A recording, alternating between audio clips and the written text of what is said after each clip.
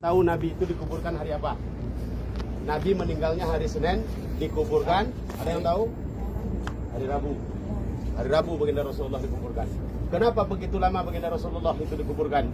Sementara baginda Rasulullah pernah katakan, salah satu yang harus disegerakan kepada umat itu adalah ketika setelah meninggal seseorang, langsung dikuburkan. Betul? Tapi Nabi Muhammad meninggalnya hari Senin, dikuburkan hari Rabu. Dua pendapat, satu menyatakan Selasa malam, satu hari Rabu. Kenapa ini terjadi ayah bunda sekalian?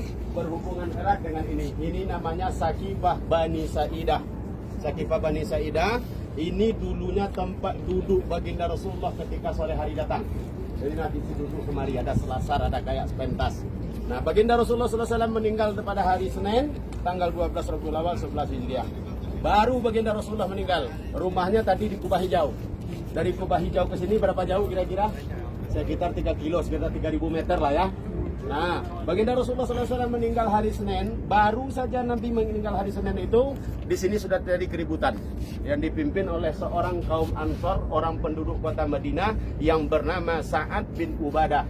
Apa kata Sa'ad bin Ubadah ketika Nabi meninggal? Wahai kaumku, kaum Ansor, sekarang saatnya orang Madinah yang menjadi pemimpin Islam karena Nabi Muhammad telah meninggal. Nah, Nabi sedang disemayamkan di sana jasadnya, di sini terjadi keributan. Maka ketika baginda Rasulullah SAW meninggal, apa kata Anas bin Malik?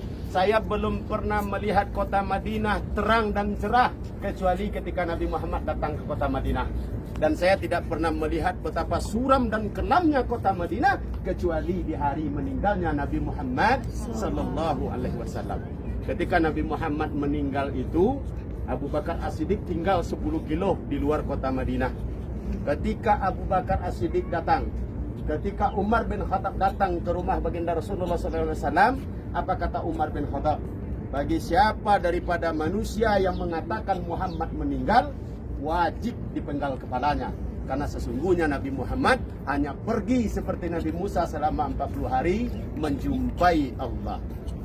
Jadi ketika Nabi Muhammad itu meninggal, sahabatnya yang paling keras yang bernama Umar bin Khattab tidak terima. Begitu cintanya Umar kepada Muhammad SAW.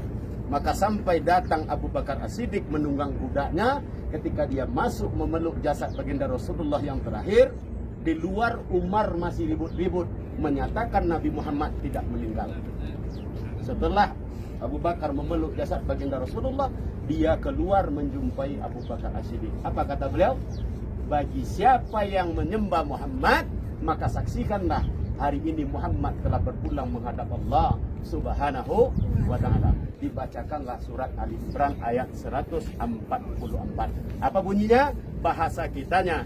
Dan sesungguhnya Muhammad itu hanyalah utusan Allah. Bagi siapa yang kembali berpaling dari Allah setelah Muhammad meninggal, dia adalah orang yang paling merugi. Di sanalah turun emosinya Umar bin Khattab. Maka ketika Umar bin Khattab dan Abu Bakar mendengar di sini ada keributan, beliau berdua datang kemari menyelesaikan perkara pergantian tongkat kepemimpinan dari Nabi Muhammad ke kaumnya setelah itu. Ketika sampai di sini dua orang tadi, Abu Bakar As-Siddiq dan Umar bin Khattab berjumpa dengan Sa'ad bin Ubadah. Apa kata Sa'ad bin Ubadah? Tidak layak lagi orang muhajirin menjadi pemimpin. Saatnya hari ini kaum Ansor kota Madinah untuk menjadi pemimpin umat Islam. Kalau kalian tidak terima, katanya kepada Umar dan Abu Bakar, silakan kalian tunjuk pemimpin dari kaum kalian, kami menunjuk pemimpin dari kaum kami. Apa kata Abu Bakar As-Siddiq? Dibacakan surat At-Taubah ayat 100. Dipuji orang Ansar oleh dia. Karena sesungguhnya yang pertama sekali mengikuti Allah, yang pertama sekali taat kepada Rasulullah, yang paling taat kepada Rasulullah adalah kaum Ansar. Coba dipuji mereka oleh Abu Bakar As-Siddiq. Maka terjadi perdebatan yang begitu luar biasa. Ketika itu orang-orang Ansar, apa kata beliau terakhir? Boleh orang muhajirin menjadi pemimpin, tetapi kami dari kaum Ansar menginginkan Umar bin Khattab yang jadi pemimpin. Siapa yang dipilihnya oleh orang kaum Ansar? Umar bin Khattab. Maka di sini ada pentas kayak selasar, tegak Umar bin Khattab di atas pentas itu, diulurkan tangannya ke bawah. Apa pidatonya yang sangat terkenal? Bagaimana seorang Umar bin Khattab bisa menjadi pemimpin umat Islam sementara di tengah-tengahnya ada orang yang paling dicintai oleh Nabi Muhammad sallallahu alaihi wasallam. Siapa yang paling dicintai oleh Nabi? Abu Bakar As-Siddiq. Diambilnya tangan Abu Bakar As-Siddiq, dinaikkannya ke atas pentas. Apa kata Umar bin Khattab? Kita baiat, kita ikuti semua perintah daripada Abu Bakar As-Siddiq karena beliau adalah orang yang paling disayang dan dicintai oleh Nabi Muhammad sallallahu alaihi wasallam. Selesai pemilihan khalifah, dilantiklah Abu Bakar As-Siddiq menjadi khalifah. Sementara di sana jasad baginda Rasulullah masih belum diselenggarakan. Kenapa? Kenapa Nabi tadi meninggalnya hari Senin, dikuburkan hari Rabu? Karena terjadi perdebatan yang pertama.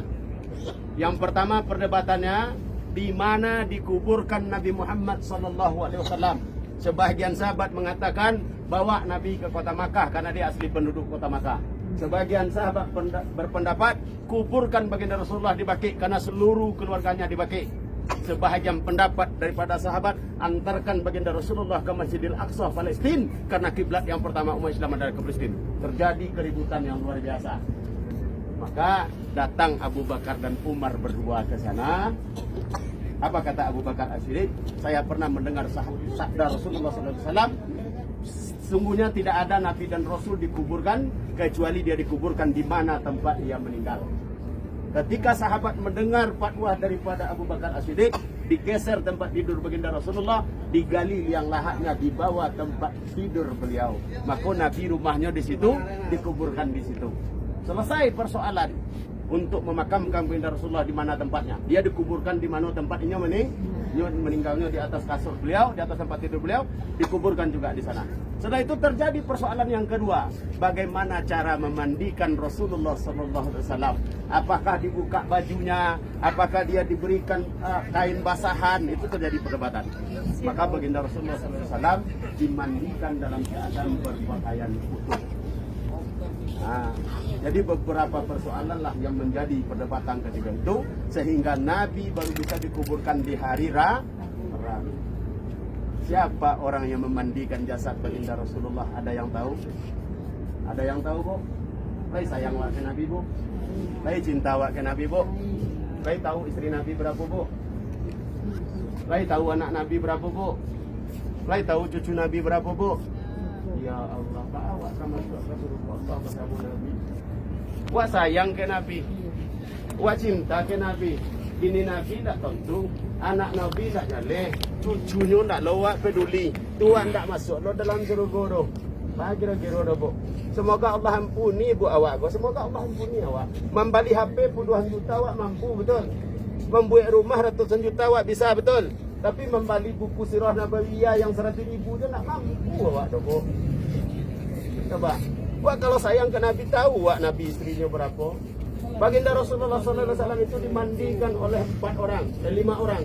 Yang pertama yang memandikan beliau adalah Ali bin Abu Thalib. Yang kedua paman beliau Sayyidina Ibnu Abbas.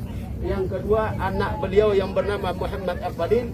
Yang keempat yang memandikan beliau adalah Qastam bin Abbas. Yang kelima yang memandikan beliau adalah pembantu beliau yang bernama Sukron. Jadi Nabi itu jasadnya dimandikan oleh 5 orang.